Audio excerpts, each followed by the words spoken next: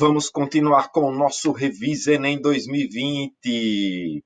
Minha galera, um dos temas que gosta muito de ser cobrado no Enem é genética, biotecnologia, engenharia genética.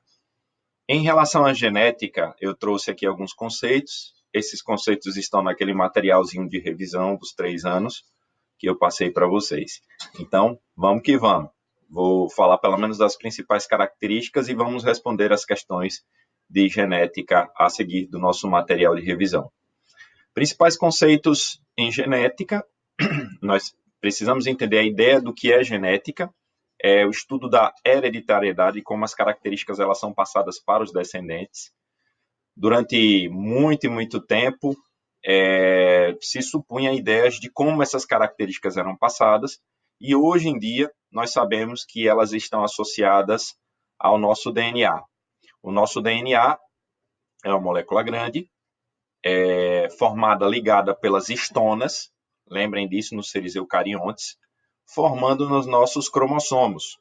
Então, a passagem de nossas características para os nossos filhos, os nossos descendentes, deve-se à passagem desses cromossomos com os seus respectivos genes aderidos. Lembrando, gene ou gene é a menor parte desse cromossomo, dessa molécula de DNA, responsável por um processo de transcrição, onde nessa transcrição, esse gene, esse DNA, ele vai ser transcrito em RNA mensageiro. Lembram as trocas de bases, ok? O RNA mensageiro em trincas de bases, que não vão ter T, vão ter o U no lugar, vão ter códons. Esses códons vão ser lidos lá nos ribossomos, no citoplasma, através de um processo conhecido como tradução do código genético. Nessa tradução, nós então produzimos as proteínas. Relembrem que lá na produção do RNA mensageiro, eu posso formar um RNA mensageiro, né, não maduro, não funcional, ou seja, um pré-RNA mensageiro. E aí eu tenho pedacinhos dele, que são os introns e são os exons, certo? Os exons, eles têm que ficar, e eu tenho que tirar os introns. E na organização dos exons, eu vou montar a sequência de códons que vai atrair os transportadores com seus respectivos aminoácidos, formando a proteína que eu necessito, certo? O código genético, ele é universal e ele é degenerado. Por que degenerado, professor? Porque esses códons, essas trincas diferentes podem trazer o mesmo aminoácido. Por quê? Porque existem anticódons com transportadores diferentes que carregam o mesmo aminoácido, já que nós temos apenas 20 aminoácidos que são utilizados na construção das nossas proteínas. Então, o cromossomo que traz essa sequência de genes é linear. Por que ele não é circular? Porque circular é o cromossomo dos procariontes. Lembram disso lá das bactérias, certo? Das cianobactérias. Ou de organelas que provavelmente teriam vindo de procariontes primitivos, como bactérias primitivas. No caso das mitocôndrias e no caso dos plastos, dos cloroplastos. Nesses, a ideia de cromossomo é DNA circular, tá? Mas aqui, nos cromossomos dos seres eucariontes, sequência linear, né? Uma sequência em linha de genes, que a gente representa por letras, tá? Homólogos, padrão homólogo de cromossomo é quando eles estão pareados, e esses pares de cromossomos trazem uma mesma sequência, né? Uma mesma sequência de genes que vão trabalhar em conjunto para determinar as nossas características. Se o rosto é mais arredondado, se ele é mais afilado, né? Se o seu cabelo vai ser liso, crespo, ou não vai ter cabelo. Certo? São condições que podem ser genéticas, podem ser hereditárias. Heterólogos é como quando esses cromossomos eles têm caracteres diferentes, então eles são de tamanho diferente, a posição dos genes são diferentes, né? Então eles são normalmente de pares diferentes, a gente chama de heterólogo, tá? Normalmente no par sexual, lembre que quem define o sexo é quem tem uma porção heteróloga do par sexual, que nesse caso, na gente, padrão X é o macho que define o sexo. No padrão Z, quem define o sexo é a fêmea. Tá? Então, as fêmeas são ZW ou Z0 e os machos ZZ. No padrão X, o macho é XY ou X0 e a fêmea vai ser XX. Ok? Bem, Locus ou loci, então seria a posição do gene no cromossomo. Então, locus gênico é a posição que o gene se encontra no cromossomo. Genes alelos são genes que estão nos pares de homólogos. Lembram que a sequenciazinha bate? Então, esse primeiro genes aqui, ó, esse é um cromossomo, aqui é outro. Os dois são relativos e os dois estão no mesmo locus, na mesma posição em cromossomos homólogos. Então, os dois interagem para definir uma característica. Nós chamamos esses genes, então, que interagem de genes alelos. Estão no mesmo locus, em cromossomos homólogos diferentes. Genótipo são genes que constituem a gente. Então, tudo que você herdou dos seus pais, os genes todos que você herdou deles, definem o seu genótipo. E aí nós usamos os genes para serem representados por letras, lembram? Então, a ideia de um gene dominante, ó, manifesta-se em dose simples, ou seja, tanto ele é repetido, quanto ele sozinho, ele se manifesta, porque ele inibe o outro gene, que é o recessivo. Então, por isso nós chamamos esses genes de dominantes, tá? É a ideia da letra maiúscula, né, quando ela é utilizada aí no alfabeto gênico. Então, azão. Azão é um gene dominante. Azinho é inibido por azão. Então, uma característica de ação dominante, né, o genótipo vai ser azão-azão ou azão-azinho. Se a característica de padrão recessivo, tipo o albinismo, o indivíduo é albino, não produz melanina nenhuma. Então, esse indivíduo ele vai ser azinho-azinho. Aí ele vai ter o gene recessivo, e o gene recessivo ele só se manifesta se eu não tiver o dominante presente, ou seja, ele só se manifesta se ele vier duplicado. Então, ele só se manifesta em dose dupla, ok? Azinho-azinho, dose dupla, tá? Homozigose, lembrem que é a ideia de homozigoto, genes iguais. Então, toda vez que eu tiver um par de alelos com genes iguais, em homozigose, ou seja, são homozigotos. E eu tenho dois, normalmente os homozigotos dominantes, azão-azão, azinho-azinho, homozigoto recessivo. E heterozigoto, em heterozigose, é quando esses genes eles são diferentes. Quando há o padrão de dominância completa, então você vai ter o azão, azinho, ou bezão, bezinho, cezão, cezinho, certo? Mas existe a possibilidade, como no nosso tipo sanguíneo AB, de você ter genes diferentes onde um não domina o outro, os dois trabalham ao mesmo tempo. Então, o cara que tem o gene IA no tipo sanguíneo e o gene IB no tipo sanguíneo, ele tanto vai produzir a proteína A no glóbulo vermelho quanto a proteína B. Por isso que o sangue desse cara não é só A ou só B, ele é os dois, A, B, ok? Nesse caso também é um caso de heterozigoto, porque eu tenho genes diferentes, mas a gente não tem aqui dominância completa entre eles, tá bom? Peristase, o efeito peristático, é a influência do meio sobre o gene.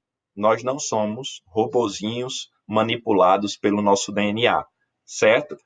Muita gente pensa isso, não, a culpa não é minha, a culpa é do DNA, né? Só que a nossa interação com o meio, ela define muitas características. Então, cuidado. Genótipo são os genes que nós herdamos. A característica que nós expressamos é o fenótipo. Então, o fenótipo da minha cor de pele, o fenótipo do meu tipo de cabelo, o fenótipo no meu formato de rosto, da minha orelha, né, se o lóbulo é preso ou solto, certo? Não são características muitas vezes genéticas, mesmo hereditárias, provenientes desse genótipo, que expressa um fenótipo. Só que esse fenótipo ele depende também da interação com o meio ambiente, tá? Se eu tiver mais contato com o sol, minha pele normalmente aumenta a produção de melanina, fica mais escura.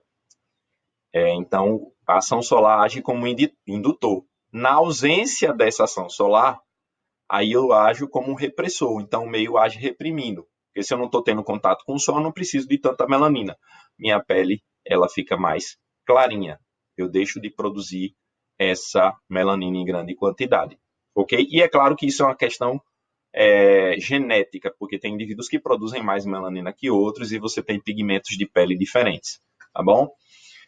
Bem, então esse é o efeito peristático ou peristase, é a influência do meio sobre os genes. Fenocópia é quando uma característica adquirida, ela simula uma característica hereditária, ok?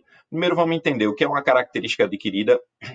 Quando você, após o nascimento, desenvolve uma característica que não é associada diretamente à questão genética, então é uma característica adquirida. Você pegou uma doença, né, e ficou sem algum movimento, né? Você sofreu um acidente, ficou paraplégico, né? Você teve diabetes e ficou cego. Então, essa cegueira, essa paraplegia, ela não é hereditária, ela é adquirida.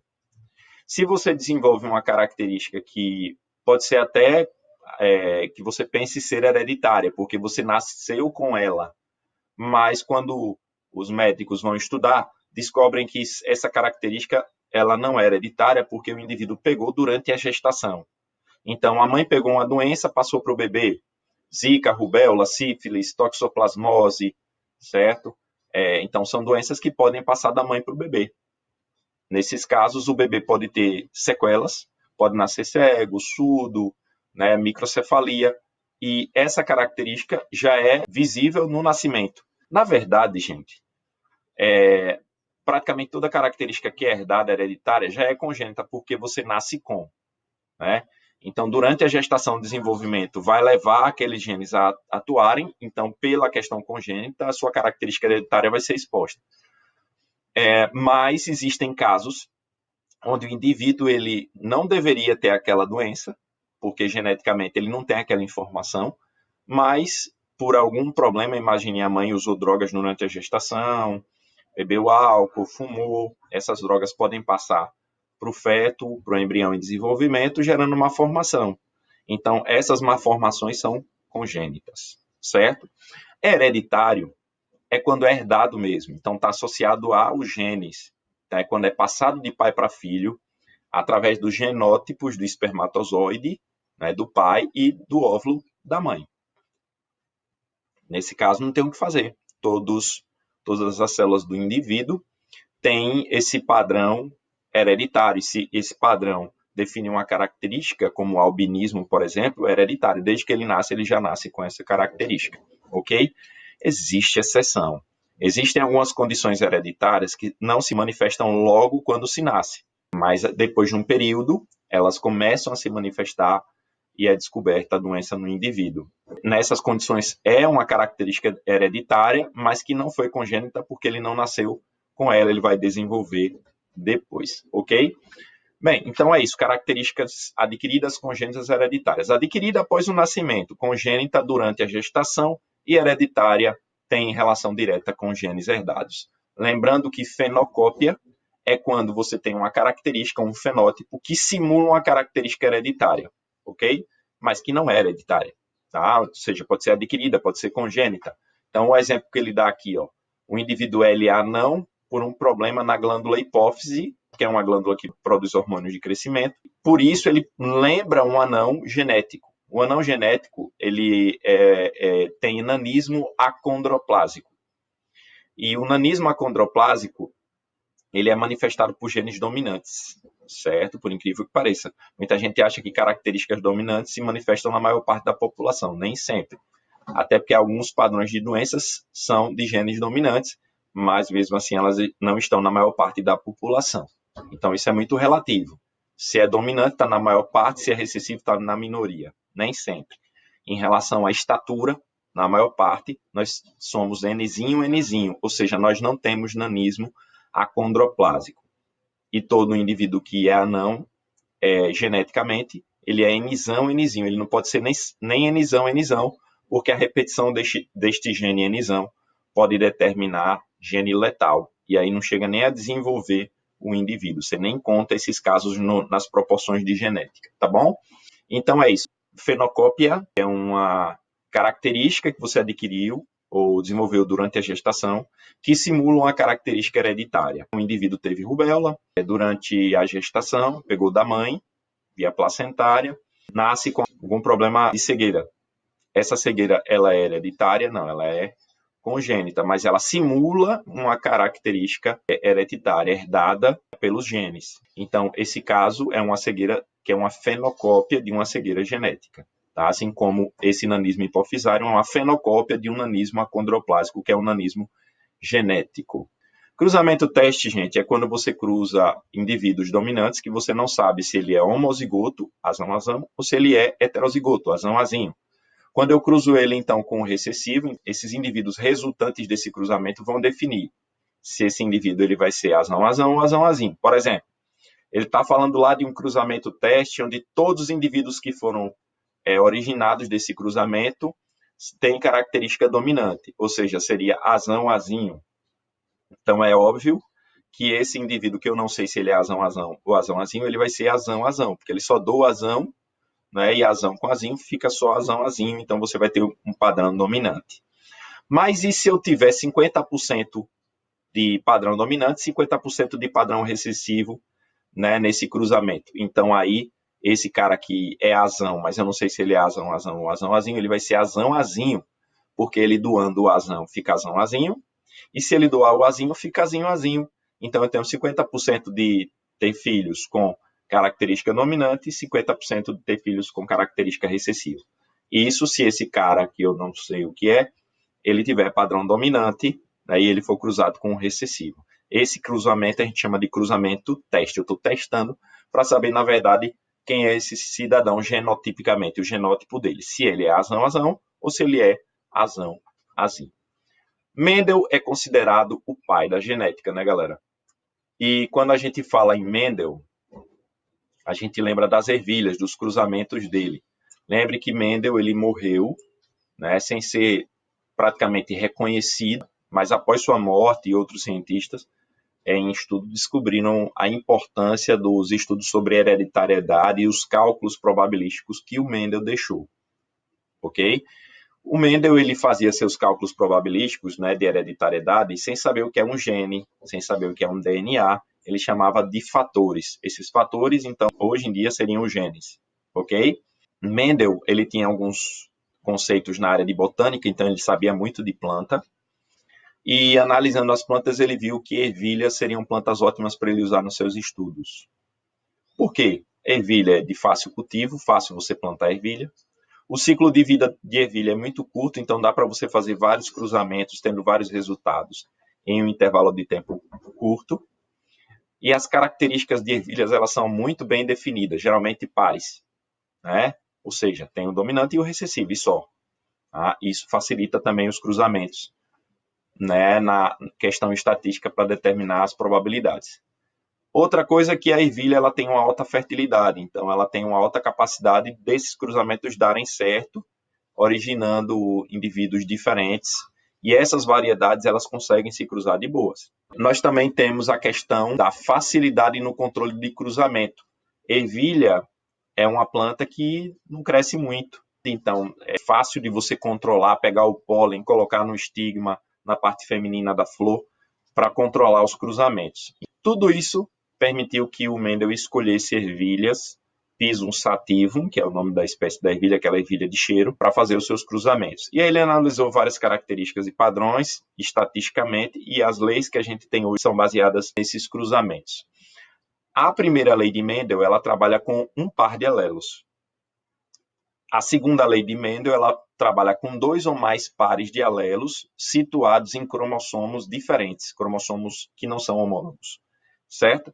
Então, as leis de Mendel, elas trabalham dessa forma. Primeira lei trabalha apenas com um par de alelos, e a segunda lei trabalha com 2 ou mais pares em cromossomos diferentes, e não no mesmo cromossomo, certo? Então, a primeira lei, ela é chamada de lei da segregação dos fatores, separação dos fatores, os genes, ou lei da pureza dos gametas, porque como se eu estou trabalhando apenas com um par de alelos, desse par para formar o gameta, né, digamos que seja azão, azão, só sai o azão. Desse par, se tiver aqui azinho, azinho, só sai o azinho. Desse par, se tiver aqui azão, azinho, os heterozigotos, ou sai azão, ou sai azinho, certo? Então, por isso que é lei da pureza dos gametas, porque os gametas, para a primeira lei de Mendel, você não trabalha com mais de uma letrinha nesse cruzamento. É mais fácil até de fazer o cruzamento. E por isso também a gente chama de monohibridismo, né? Porque assim, para Mendel, híbrido é o heterozigoto. E quando eu trabalho só com um par de alelos, eu só posso ter um híbrido. Então, mono de um, híbrido, heterozigoto. Então, monohibridismo. Quando eu trabalho com 2 pares, né, que eu posso ter até 2 hibridismos, então é dihibridismo, com 3, tri, ou mais de 3, polihibridismo. Só que aí não é a primeira lei de Mendel, é a segunda lei de Mendel. Agora, tanto na primeira lei quanto na segunda, os cruzamentos dele têm uma sequência, né, importante. primeiro cruzamento de Mendel é chamado de cruzamento parental, P. Nesse cruzamento, ele pegava os indivíduos puros, ou seja, homozigotos, dominante e recessivo, mas ele fazia os cruzamentos diretos para saber quem era a característica dominante. Tá? Como assim? Semente amarela e semente verde de ervilha. A maior parte das ervilhas a gente conhece como semente verde, mas de vez em quando aparece a semente amarelinha lá na latinha de ervilha, não aparece? Então, como saber qual é a característica dominante? Ah, professor, simples. Ervilha é verde, então verde é maioria, então a característica verde é dominante será. Mendel então fez o quê? Pegou ervilhas de sementes amarelas e cruzou apenas entre amarelas, até só dar amarelas. Então ele achou amarelas puras. E depois ele pegou as verdes, cruzou com verdes, até só dar verde, e aí ele teve as verdes puras. Depois cruzou entre elas, essas puras. Desse resultado, quem for dominante vai trazer 100% de resultado na geração F1, que é o resultado dos cruzantes dessa geração parental. Ok? Então, essa geração F1, papai, certo? 100% dela vai ter o padrão dominante. E adivinha o que é que ele achou? Cruzando sementes amarelas puras com verdes puras, 100% dessas sementes resultantes é amarela. Então, amarela é dominante. É claro que a gente usando as letrinhas, né, a gente bota lá azão, azão, azinho, azinho. Mas para Mendel, ele usava as letras normalmente da característica recessiva. Então, no caso, se a característica recessiva era V, né, verde, então ele usava o V. Né? Então, Vzão, Vzão, Vzão, Vzinho para Mendel seria o amarelo, a semente amarela. E o Vzinho, Vzinho seria recessivo. Ok? Então, cruzou as parentais, gerou F1, que são heterozigotas, e aí ele fez a autofecundação de F1 para achar F2, que é a terceira geração aí dos cruzantes dele. E aí, nessa terceira geração, ele achou uma grande variedade, porque ele está cruzando heterozigotos, né? Azão, azinho com azão, azinho. Ou sai azinho, são dois gametas. Azão, azinho, cruzando com outro azão, azinho, ou sai azão de novo, ou sai azinho. Então, eu tenho dois gametas de um lado, dois gametas de outro, 2 vezes 2, eu tenho 4 indivíduos resultantes desse cruzamento. Se eu quero calcular o genótipo, genótipos são o padrão do genes. Azão, azão, geneticamente, não é igual a azão, azinho. Por isso que ele define aí F2, né, quando eu cruzo, né? Azão, azinho com azão, azinho. Saindo azão, azão com azão, azão com azinho. Saindo o azinho, azinho com azão, só que o azinho não pode vir na frente, então azão, azinho de novo, e o azinho com azinho, azinho, azinho no final. Então eu tenho como resultado do cruzamento entre azão, azinho e azão, azinho, azão, azão, azão, azinho, azão, azinho, azinho, azinho. Aí você vai dizer, pronto, então o resultado aí vai ser 3 amarelas para uma verde. Sim, mas aí 3 amarelas para uma verde é o fenótipo, a característica expressa. Então esse resultado 3 para 1 é o fenótipo, ok? O resultado 1, 2, 1 é do genótipo, porque eu tenho 1 de padrão azão, azão, 2 de padrão azão, azinho e 1 de padrão azinho, azinho. Por isso 1, 2, 1. E lembrando que isso aqui é a proporção. Geneticamente, como é que nós calculamos essa questão de proporcionalidade para fazer os cálculos probabilísticos? Probabilidade é o número de eventos favoráveis sobre o número de eventos possíveis. Então, digamos, de um cruzamento de azão, azinho com azão, azinho, 3 possibilidades de sair amarela de 4 possíveis. Então, qual é o resultado para amarelas? 3/4. Desse cruzamento de azão, azinho com azão, azinho, para dar verde, qual é a probabilidade? Só deu uma verde. Então, é 1 favorável para 4 possíveis. Então, o resultado seria 1 sobre 4. Ok? É assim que a gente calcula as probabilidades na genética. Para achar o número de gametas é fácil, ó, 2 elevado a n. N seria o número de heterozigotos. Esse número de heterozigotos, por exemplo, se eu tenho um heterozigoto, 2 elevado a 1 vai me dar quantos gametas? 2. Mas numa segunda lei, por exemplo, imagine que eu quero calcular a quantidade de gametas de azão, azinho, bezão, bezinho aqui, ó, na segunda lei. Quantos gametas seriam possíveis? Né? Dá para fazer facilmente, é rapidinho. Azão, bezinho, azinho, bezão, azinho, bezinho. Aí você diz 4. Mas pela regrinha dá para achar mais rápido. 2 elevado a n, n é o número de heterozigotos. São quantos heterozigotos aqui? Azão, azinho é um heterozigoto, bezão, bezinho é outro heterozigoto. 2 elevado a 2, são 2 heterozigotos aqui. 2 elevado a 2 dá 4. 4 gametas. Desses 4, né, de um lado e 4 do outro, que é a autofecundação de F1 na segunda lei, né? Porque assim, primeira lei trabalha com um par de alelos. Segunda lei trabalha com 2 ou mais pares de alelos, né? A gente chama de segregação independente dos fatores, a segunda lei de Mendel, ok? Se ele está cruzando as puras, né? Então a gente tem homozigoto dominante, homozigoto recessiva. Imagine que agora não é só a cor da semente que ele está analisando. Ele está analisando também o formato da semente. Se é lisa, se é rugosa, ok? Aí ele vai ter amarela lisa, que são as dominantes aqui, ó. Seria como se fosse esse azão, azão, bezão, bezão. E as verdes rugosas, ele teria aqui no padrão recessivo, né? Que seria azinho, azinho, bezinho, bezinho. O cruzamento dessas, pai, vai dar só característica dominante, só que duplamente heterozigoto, né? 100% de azão, azinho, bezão, bezinho. E aí, a autofecundação de F1 vai me gerar F2, ou seja, azão, azinho, bezão, bezinho, cruzando com azão, azinho, bezão, bezinho, tá?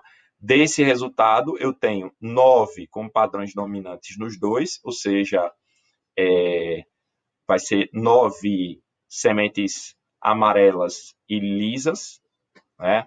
3 sementes amarelas rugosas, 3 sementes verdes lisas e uma única semente verde rugosa, ou seja, duplamente homozigota recessiva, tá?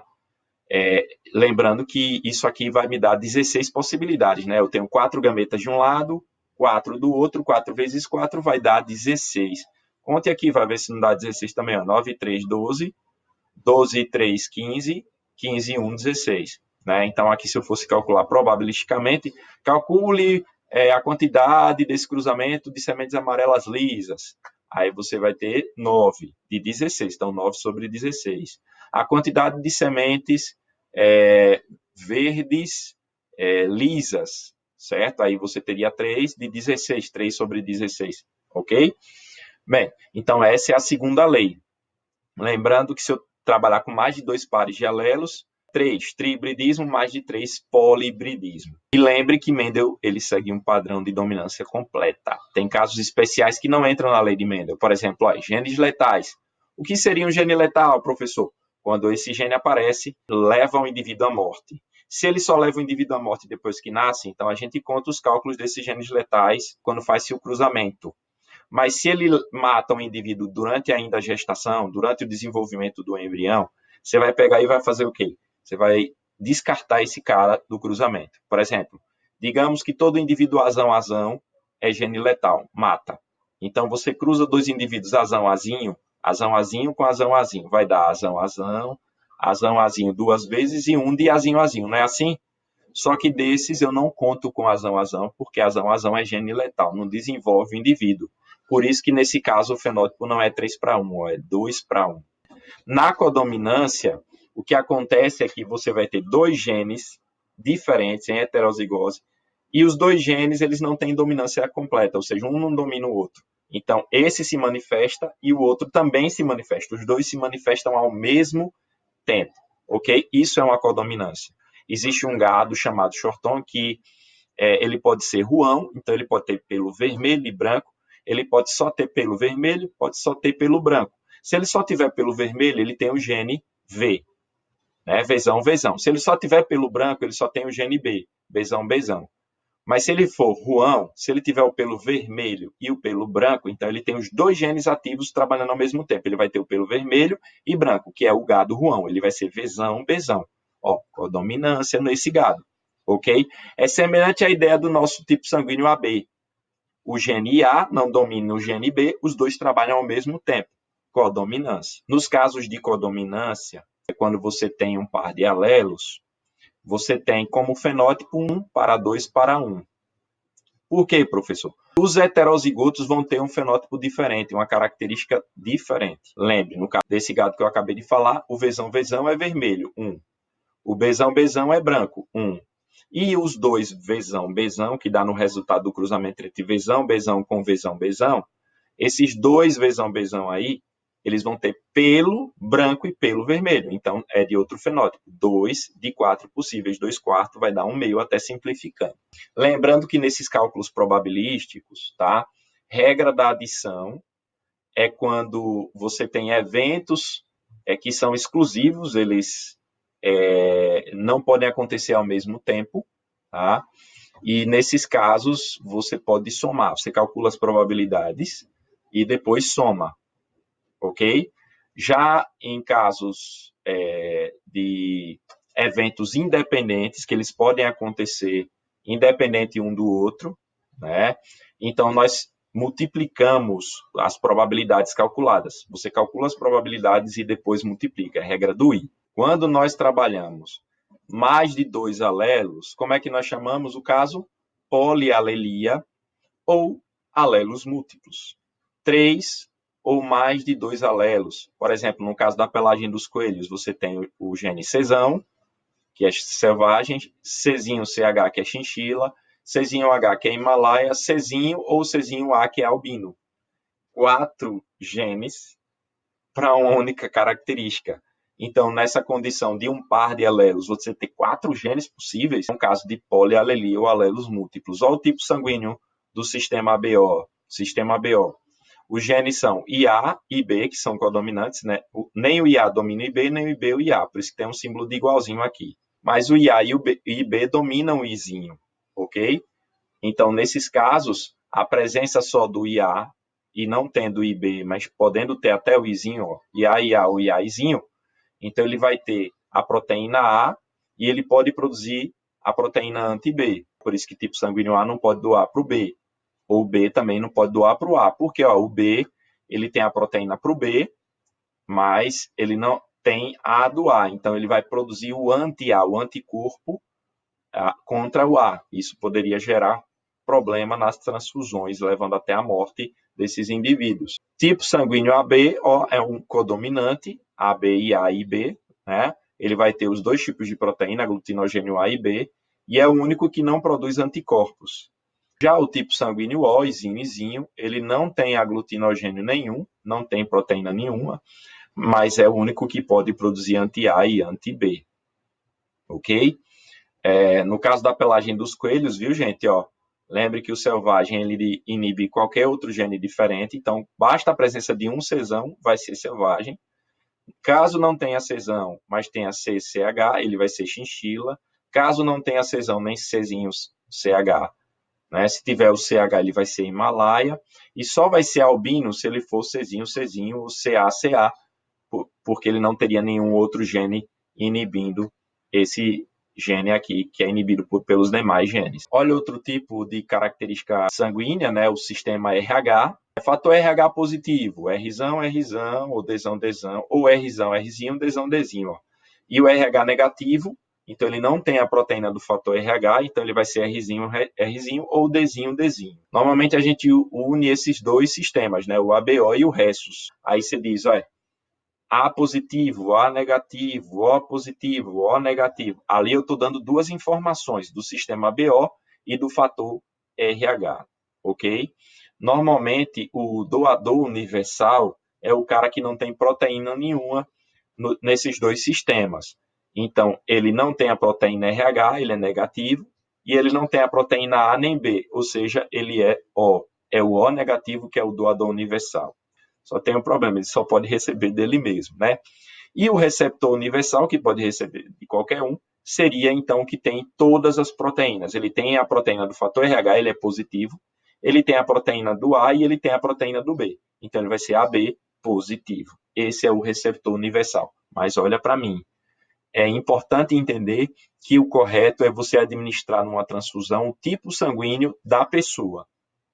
E professor, porque mesmo, por exemplo, você recebendo um sangue que é o doador universal, o O negativo, por exemplo, eu sou A positivo. Mas se eu receber o O negativo em grande quantidade, esse O negativo dentro de mim, ele vai passar a produzir anti-A. E aí vai coagular o meu sangue. Vai dar merda, certo? Então, não é indicado. O indicado mesmo é você usar o mesmo tipo sanguíneo. Só nesses casos de ausência de tipo sanguíneo ideal, que aí você pode usar outros tipos sanguíneos, mas fazendo o registro para identificar se esse paciente ele já recebeu doses anteriores desse tipo sanguíneo diferente. Eritroplastose fetal é a doença do recém-nascido. Então, existe alguma incompatibilidade de tipagem sanguínea só em relação ao fator RH. E, nesse caso, o pai ele vai ser RH positivo, não importa se é tipo A, tipo B, AB ou O, isso não importa. A mãe ela vai ser RH negativa e o filho positivo. Normalmente, o primeiro filho não vai ter problema nenhum, porque o contato direto do sangue da mãe com o bebê normalmente ocorre durante o parto, né, quando corta o cordãozinho umbilical. Tá? E aí, nesse caso, a mãe ela se sensibiliza, porque aí o contato desse sangue negativo da mãe com sangue positivo do primeiro bebê positivo vai gerar na mãe a produção de anti-RH.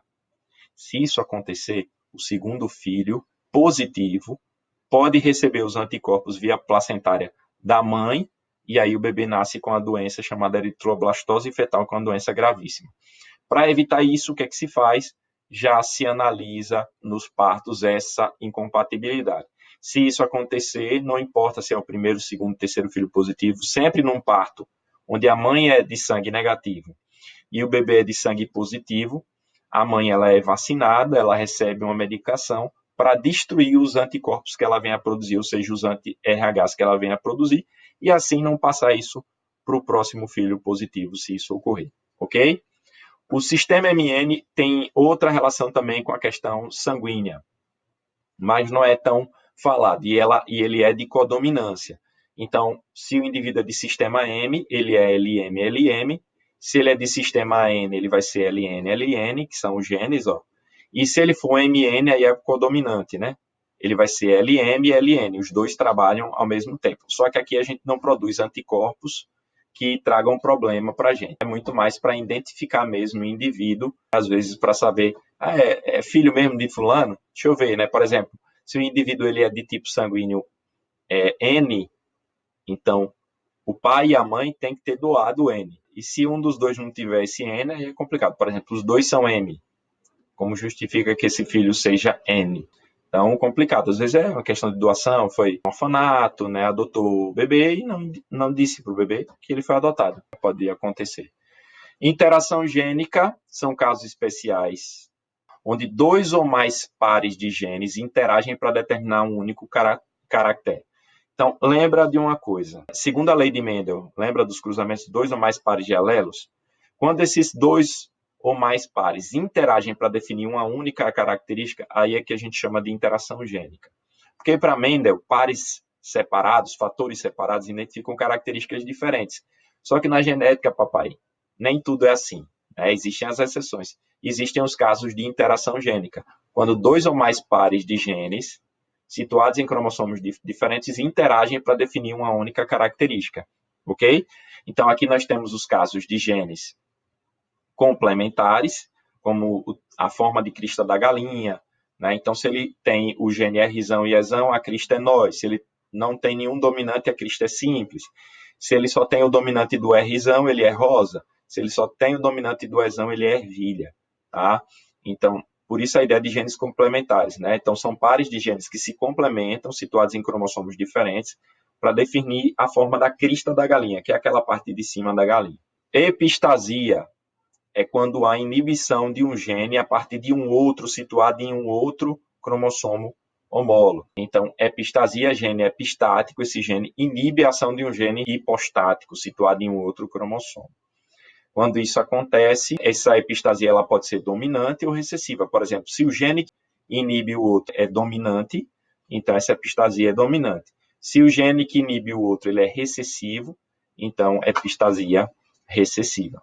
Herança quantitativa ou poligênica, essa é a nossa cor da pele, cor de altura, estatura, é quando acúmulos de genes em cromossomos diferentes definem uma característica sua por efeito acumulativo.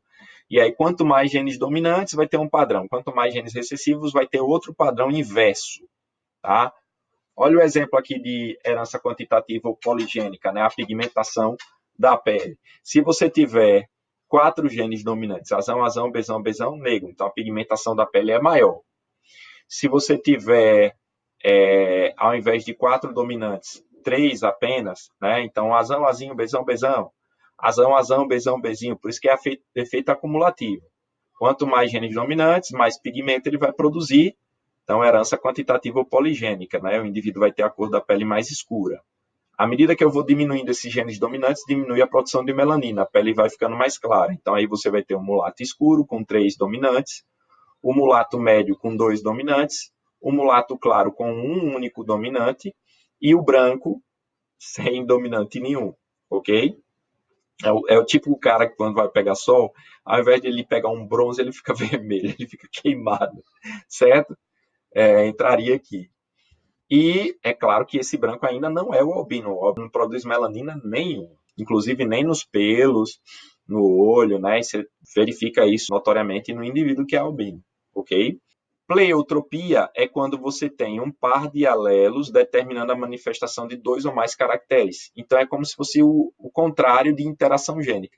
Na interação gênica, 2 ou mais pares de alelos vão definir uma única característica. Na pleiotropia, um par vai manifestar mais de uma característica. Lembra da doença chamada anemia falciforme? Que a gente comentou.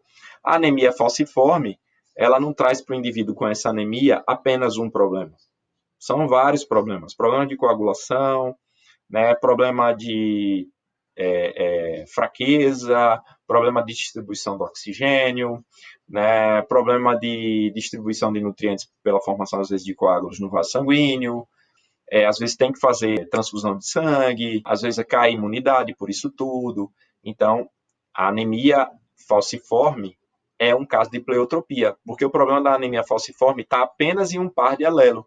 Só que ao invés de ela determinar só uma única característica, ela desencadeia diversas características nocivas. É um caso de pleiotropia. Outras doenças que também têm relação com pleiotropia são a síndrome de Marfan e a fenilcetonúria. Essa aqui é interessante, porque o aspartame ele tem fenilalanina, um tipo de aminoácido. E quem tem essa doença aqui não consegue metabolizar a fenilalanina, então essa substância se acumula em excesso, podendo provocar problemas neurológicos, renais, então vários problemas no indivíduo. Então o cara tem que controlar alimentos que tenham essa substância, esse aminoácido, ele não pode estar usando, ok? Tem que tirar o máximo possível de alimentos que tenham a fenilalanina da sua alimentação. Então, os fenilcetonúricos, eles não podem usar aspartame por isso, porque o aspartame tem altos níveis de fenilalanina. E aí é um caso também de pleiotropia, porque é um problema só num par de alelos, mas definindo várias características no indivíduo. Olha a determinação do sexo, padrão X, quem lembra? Quem define o sexo heterólogo é o macho, né? A setinha, né, com H é o macho, setinha carregando a cruz é a fêmea. Sistema X0, ó, macho, então padrão X diferente é o macho, né? Quem define o sexo é o macho no padrão X, e no padrão Z, ZW, Z0 são as fêmeas que definem o sexo heterólogo para as fêmeas, tá bom? Na herança do sexo, né, a gente tem herança ligada ao sexo, que ocorre na parte do X que não está no Y, ok? E nesses casos de herança ligada ao sexo, a gente tem o daltonismo, que é aquela que a gente troca as cores, e a hemofilia, que é problema na coagulação do sangue. E é determinado pela presença de um gene recessivo. Então, ó, normalmente, homens têm maior chance de ter daltonismo e hemofilia do que mulheres. Por quê, professor? Porque mulheres têm quantos X? Tem 2. Então, basta que a mulher tenha um X com o gene dominante, que inibe o do daltonismo e da hemofilia, que são recessivos, que ela não vai ter a doença, tá? E o homem, ele só tem um X. Então, se ele receber o gene recessivo, ele vai ter a doença. Ó, XDzinho Y ele é daltônico, XHzinho Y ele é hemofílico. Okay? Para a mulher ser hemofílica, ela tem que receber do pai e da mãe o XHzinho. Então, XHzinho, XHzinho. Para a mulher ser daltônica, ela tem que receber do pai ou da mãe o XDzinho, XDzinho, XDzinho. Agora, se a mulher for heterozigota para essa característica, XDzão, XDzinho, XHzão, XHzinho, ela não é daltônica nem é hemofílica, mas ela é portadora do gene, ou seja, ela pode doar para os seus descendentes, ok? Herança restrita ao sexo é uma herança que atua apenas no Y, na parte do Y que não está no X. Nesse caso, você vai ter restrito ao sexo algo que existe apenas no sexo determinante, naquele sexo heterólogo que eu falei. Como o X, quem é o que determina é o macho, então essa herança restrita ao sexo de padrão X é o macho que vai ter essa característica que a fêmea não tem. Hipertricose auricular é excesso de pelo nos ouvidos, esse excesso abundante de pelo nos ouvidos é exclusivo de homens, pode ter pelos também nas meninas, viu? Mas por questão hormonal, mas a quantidade não é igual a de uma hipertricose auricular no menino. Ictiose, que é uma doença onde icto é peixe, né? É como se a pele da pessoa ela tivesse produzido tanta queratina, ela fica com aspecto de escama, como se tivesse escama na pele. Ah, normalmente em meninos acontece, em meninas não. Zigodactilia são problemas de dedos acabarem se desenvolvendo próximos, muito próximos entre eles, eles ficam colados. Quando é influenciada pelo sexo, a calvície, é porque esses genes recebem influência maior ou menor em relação ao tipo de sexo que o indivíduo tenha.